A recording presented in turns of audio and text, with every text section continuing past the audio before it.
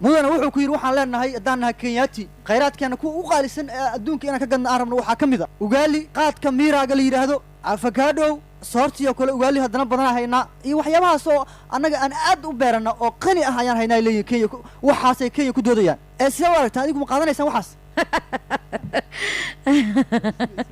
bal suga iikaadiya bal adinka halkiina ay fadhiya bal Soomaaliya aanu yeero waayahay annagu haddaan Soomaalinahay horta sidaad ogtihiin bahore waxaan u ahaan jirnay libaaxii Africa Lion of Africa taariikhdaasna waad ogsoontihiin oo waliba buugta aad wadataan idin ku qoran tahay waan ognahay marka loo leexdo dhanka dhaqaalaha Soomaaliya waxay leedahay xeebta ugu dheer Africa oo khayraadka oo dhex eegaago indhihiinana waad ku aragteen warbixinta hadda idin soo gudbinana hortiina ay taalaha way ku qoran tahay inaad ku qanacsantihiin dawlad cadeyntiina ayaan ka garanayaa waxaan kaloo leenahay shidaal ka badan midka ay haystaan dalalka qaliijka ee hadda qaniga ah taana wada socotaan waxaan kaloo haynaa saliid haddii la soo saaro dalalka Afrika oo dhan ay fariiq ka baxayaan taana waad ogtihiin khayraadkaas iyo kuwa kale fara badan ayay leedahay Soomaaliya oo waliba oo ka mid yihiin soo saarka beeraha macdanta uraniumka kalluumaysiga dhanka kale xoolaha nool iyo kuwa kale oo aad u fara badan hasa ahaatee hadda halkan intaas ayaa qusayso aan ku soo bandhigayna waad maasantiin bravo Soomaaliya